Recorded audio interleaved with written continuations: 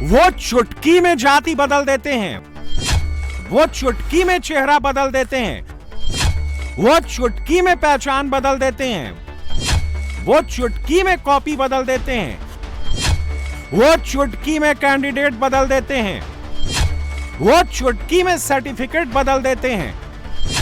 पटना के 3 पेपर चोर, 30 लाख में नौकरी श्योर। पटना की आर्थिक अपराध शाखा ईओयू ने ऐसे ही 3 पेपर चोरों को पकड़ा है। इन सब पर आरोप है कि इन पेपर चोरों ने नीट यूजी की परीक्षा में चोरी कराई, फिर री नीट यूजी में धांधली की, ग्रुप डी की परीक्षाओं में हेराफेरी की।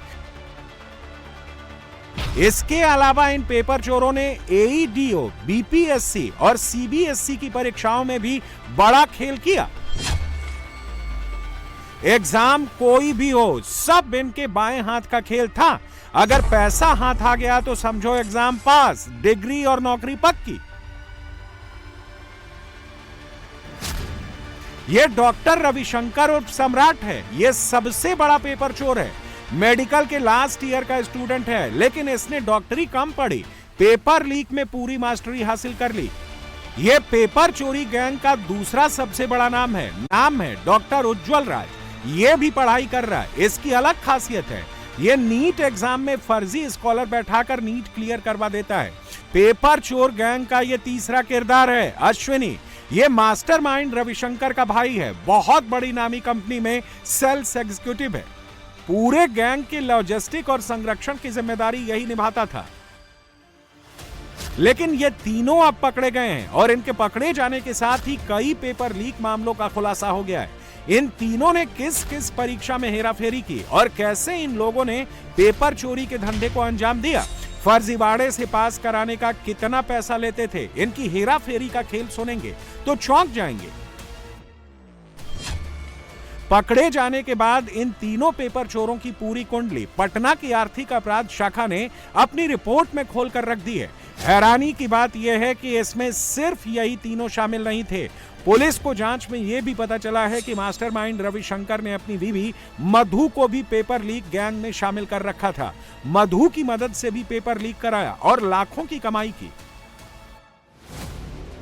आर्यभट्ट नॉलेज यूनिवर्सिटी में होने वाले एमबीबीएस परीक्षा में भी सेटिंग की, फर्जी सॉल्वर बैठाकर एग्जाम पास करा दिया। नीट यूजी के हुए री एग्जाम के दौरान फर्जी स्कॉलर्स बैठाने की बात सामने आई। 3 थानों में अलग अलग केस दर्ज किया गया। रेलवे ग्रुप डी की भर्ती परीक्षा में हुए धांधली के केस में भी डॉक्टर रविशंकर मास्टरमाइंड निकला। हालांकि इस केस में रविशंकर को कोर्ट से जमानत मिल गई थी। रविशंकर की पत्नी मधुप्रिया पर भी नीट यूजी के री एग्जाम में फर्जी कैंडिडेट बैठाने का आरोप है। गर्भवती होने की वजह से उसकी गिरफ्तारी पर फिलहाल कोर्ट से रोक लग गई है। डॉक्टर रविशंकर ने 29 जुलाई को बिहार पुलिस अवर सेवा आयोग के हवलदार अनुदेशक परीक्षा में भी बायोमेट्रिक वेंडरों की मदद से धांधली कराई। इसके अलावा री नीट यूजी 2024 के सफल अभ्यर्थियों को मेडिकल कॉलेज में काउंसलिंग के लिए डॉक्यूमेंट में धांधली की। लेकिन कहते हैं ना, चोर की चोरी पकड़ी ही जाती है। पटना पुलिस ने इन सबके पेपर चोरी का खेल पकड़ लिया है। ईओयू ने रविशंकर उर्फ सम्राट, डॉक्टर उज्जवल राज और अश्विनी कुमार को बुधवार को अरेस्ट कर लिया, जब दोनों डॉक्टर पटना में आर्यभट्ट नॉलेज यूनिवर्सिटी में परीक्षा देने आए थे। लेकिन इन्होंने डॉक्टरी की पढ़ाई करने के बजाय पेपर चोरी में डॉक्टरी कर ली। मास्टरमाइंड डॉक्टर रविशंकर नालंदा के पावापुरी में Mahavir institute of medical science में फाइनल ईयर एमबीबीएस का छात्र है। लेकिन अभी 3rd ईयर की सप्लीमेंट्री एग्ज़ाम देने के सिलसिले में पटना के आर्यभट्ट नॉलेज यूनिवर्सिटी आया था और इसी आर्यभट्ट नॉलेज यूनिवर्सिटी में परीक्षा देने के दौरान जब पुलिस को जानकारी मिली तो उसने दबिश दी और फिर स्थानीय थाने की मदद से उसे गिरफ्तार किया गया। डॉक्टर रविशंकर ने 2012 में इंटर की परीक्षा पास की थी और हैरानी की बात है कि 10 साल के बाद 2022 में उसने नीट की परीक्षा निकाली और उसके तहत उसका एडमिशन नालंदा के पावापुरी में Mahavir institute of medical science में हुआ और इसके बाद से ही वो लगातार अलग अलग परीक्षाओं में फर्जीवाड़ा कर रहा था। इनकी पेपर चोरी करने का स्टाइल हाईटेक था। ये 2 तरीकों से फर्जीवाड़ा करते थे। इनका पहला मॉडस ऑपरेंडाई था बायोमेट्रिक के जरिए फर्जीवाड़ा। एग्जाम फॉर्म भरने के समय इनके फर्जीवाड़े का खेल शुरू हो जाता था ओरिजिनल कैंडिडेट की जगह स्कॉलर की सेटिंग होती थी। इसके लिए UIDAI के आधार एजेंट और कॉमन सर्विस सेंटर संचालकों की मदद ली जाती थी। उनके माध्यम से ओरिजिनल कैंडिडेट के बायोमेट्रिक की जगह फर्जी कैंडिडेट का बायोमेट्रिक अपडेट कराया जाता था। फिर फोटो मिक्सिंग करवाई जाती थी ताकि सेंटर के अंदर बायोमेट्रिक जांच सही हो जाए। दूसरा तरीका था फर्जी डॉक्यूमेंट्स लगाओ, एग्जाम पास कराओ। नीट काउंसलिंग में नामांकन के लिए फर्जी आय प्रमाण पत्र, जाति प्रमाण पत्र और विकलांगता प्रमाण पत्र बनवाकर मेडिकल कॉलेज में नामांकन करवा दिया जाता था। परीक्षा माफियाओं से हुई पूछताछ में आर्थिक अपराध इकाई की टीम को कुछ चौंकाने वाली जानकारी मिली है। पुलिस को यह पता चला कि परीक्षा का फॉर्म भरने के समय ही किस तरह से ओरिजिनल कैंडिडेट और स्कॉलर की सेटिंग की जाती थी। पुलिस को यह पता चला कि परीक्षा का फॉर्म भरने के बाद आधार के कुछ अधिकृत एजेंटों और कॉमन सर्विस सेंटर के संचालकों की मदद से ओरिजिनल कैंडिडेट के बायोमेट्रिक के स्थान पर जो फर्जी कैंडिडेट होते थे यानी जो स्कॉलर होते थे उनका बायोमेट्रिक अपडेट करवाया जाता था, ताकि जब वो परीक्षा केंद्र पर स्कॉलर पहुंचे तो वो पकड़ा ना जा सके। इसके बाद फोटो के लिए फोटो की मिक्सिंग करवाई जाती थी, यानी स्कॉलर और ओरिजिनल कैंडिडेट इन दोनों के फोटो को मिक्स करके फोटो लगाया जाता था, ताकि परीक्षा केंद्र पर जब स्कॉलर पहुंचे तो उसके चेहरे को देखकर कोई संदेह ना हो।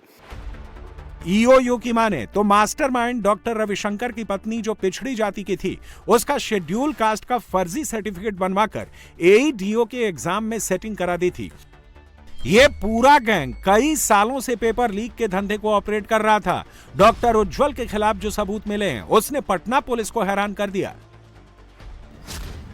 2024 में हुए नीट यूजी एग्जाम में डॉक्टर उज्जवल ने 7 फर्जी स्कॉलर्स बैठाए थे।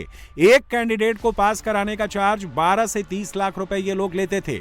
मामले में सीबीआई ने इनके ठिकाने पर छापेमारी की थी। तब इनके पास से एक स्कॉर्पियो जब्त की गई थी और 2.95 लाख रुपए कैश मिले थे।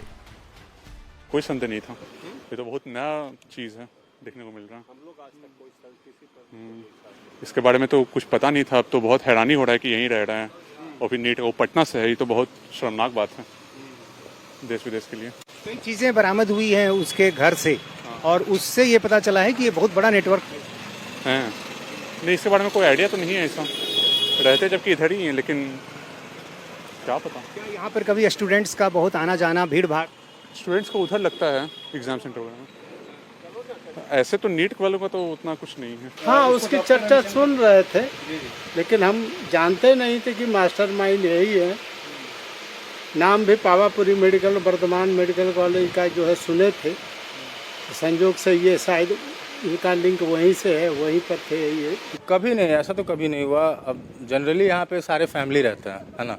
अब वो भी अपने फैमिली के साथ ही यहाँ रहते थे। पर डे जैसे हम लोग भी काम वाले लोग हैं, ऑफिस जैसे निकलते हैं अपना, जैसे 11 बजे नहा धो के बढ़िया से।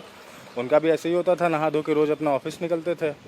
और जितने भी हमारे गार्ड लोग हैं यहाँ पे, ये अभी हमारे गार्ड साहब हैं, इनसे प्रीवियस भी जो गार्ड थे, सब में वो लोग टी शर्ट डिस्ट्रीब्यूट करते थे। सैमसंग का टी शर्ट, नहीं, अश्विनी जी जो थे ऊपर रहते थे 5th फ्लोर पे रेंट लेके। लगभग साल भर हो गया, साल भर से तो यहाँ रह ही रहे थे। ईओयू ने इन सभी आरोपियों के ठिकानों पर जब छापेमारी की तो आरोपी अश्विनी के फ्लैट से भारी मात्रा में फर्जी आय प्रमाण पत्र, विकलांगता प्रमाण पत्र और जाति प्रमाण पत्र मिले। और ऐसे में कई लोगों की पहचान की गई है जिन जिन के नाम के फर्जी डॉक्यूमेंट्स मिले थे। सिर्फ डॉक्यूमेंट्स ही नहीं, कई बैंकों के ब्लैंक चेक भी मिले हैं। पुलिस इन सभी को नोटिस भेजकर बुला रही है। ईओयू ने मास्टरमाइंड रविशंकर के फ्लैट पर भी छापा मारा, जहां से कई बैंकों के ब्लैंक चेक और रजिस्टर्ड डीड बरामद हुई है। हैरानी की बात यह है कि जिस आर्यभट्ट विश्वविद्यालय में doctor Ravishankar MBBS last year का एग्जाम दे रहा था, MBBS परीक्षा की 8 बुकलेट भी उसके घर से बरामद हुई है। सभी बुकलेट पर नंबर भी लिखा है। परीक्षा माफिया डॉक्टर रविशंकर और उसका भाई अश्वनी दोनों पटना के रामकृष्ण नगर थाना क्षेत्र अंतर्गत जकरियापुर इलाके में रहते हैं। ये जो अपार्टमेंट आप देख रहे हैं, सुनैना अपार्टमेंट, ये डॉक्टर रविशंकर यहाँ पर किराए का फ्लैट लेकर रह रहा था। और जब यहाँ पर पुलिस को जानकारी मिली, पुलिस यहाँ पर पहुँची, छापेमारी हुई, तब यहाँ से पुलिस को कई ऐसी चीज़ें बरामद हुई हैं जो बताती हैं कि ये कितने बड़े पैमाने पर नेटवर्क चला रहा था।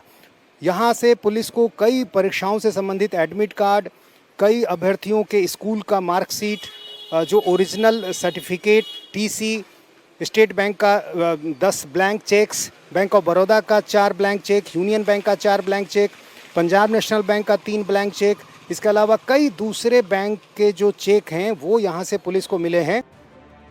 पुलिस को शक है कि ये पैसा लेकर दूसरों को पास कराने के साथ साथ खुद भी फर्जीवाड़े से ही डॉक्टरी का एग्जाम पास कर लेता था। पुलिस अब आर्यभट्ट विश्वविद्यालय के परीक्षा नियंत्रक से भी पूछताछ की तैयारी कर रही है। ये आज अखबार के माध्यम से भी इसकी विस्तृत जानकारी मिली है। ये हमारे यहाँ 3rd ईयर प्रोफेशनल पार्ट 1 की सप्लीमेंट्री की परीक्षा आर्यभट्ट नॉलेज यूनिवर्सिटी के एग्जामिनेशन ब्लॉक में ली जा रही थी। वहीं हम लोग को सूचना मिली कुछ कि एक लड़का है जिसका नाम रविशंकर है, वो परीक्षा दे रहा है, उसके ऊपर कुछ आरोप है। तो हम लोग से जो सूचना मिली, हम लोगों ने त्वरित कार्रवाई करते हुए जो भी आए थे पुलिस के लोग, उनको हम लोगों ने बताया। उन लोगों ने पहले ये पूछा कि वो एग्ज़ाम दे रहे हैं अथवा नहीं, तो उसकी सूचना परीक्षा के समय ली गई। वो परीक्षा दे रहे थे। परीक्षा समाप्ति के बाद पुलिस के द्वारा उनको नीट या जो भी मामले सामने आए हैं उसमें उनको गिरफ्तार किया गया है। पावापुरी में मेडिकल कॉलेज का तो कोई मामला नहीं है ना। अब मेडिकल कॉलेज में तो हम 24 आवर उसको बांध के नहीं रखेंगे ना, एडल्ट है तो कैंपस से तो बाहर जाएगा आएगा। अब बाहर जाके वो क्या कर रहा है ये तो आप ही लोग का काम है खोजबीन करना। हमारे कैंपस में कोई गतिविधि ऐसा इलीगल नहीं हो रहा है और यहाँ नहीं कर रहा है। तो उन दोनों छात्रों को रेस्ट्रिकेट कर दिया गया? नहीं, हम लोग कैसे रेस्ट्रिकेट, हम लोग कोई कार्रवाई नहीं, हम लोग हॉस्टल से बाहर निकाल दिए थे उस समय जिसका नाम आया था। वो दोनों को हॉस्टल से बाहर, रेस्ट्रिकेट करना हमारे पावर नहीं है। रेस्ट्रिकेट के लिए हमारा एनएमसी या बिहार गवर्नमेंट से आएगा आदेश तभी कर सकते हैं। किसी के करियर को शक के बिना पर हम लोग कैसे ये कर सकते हैं, खत्म कर दें करियर उसका, जब तक प्रूफ नहीं होता है या जब तक हमारे पास कोई आदेश नहीं आता है। हम तो सरकार के आदेश पालन करने के लिए यहाँ बैठे हैं। तो सरकार के अगर आदेश आता है कि हाँ ये दोषी है, इसको रेस्ट्रिकेट यहाँ से निकाला जाए तो निकालेंगे, वहाँ से आदेश आएगा निकालेंगे। लेकिन अभी तक हम लोग तत्काल हॉस्टल से उसको निष्कासित किया। कहानी सिर्फ पेपर चोरी तक नहीं है। ईओयू को तो इस बात का भी शक है कि इन लोगों ने 2027 में होने वाली नीट परीक्षा में भी बड़े पैमाने पर धांधली का प्लान बना रखा था। परीक्षा का पैटर्न ऑनलाइन होना है, इसीलिए इन लोगों ने sunrise innovation online examination centre के साथ एग्रीमेंट कर लिया था, जिसके सबूत पुलिस को मिले।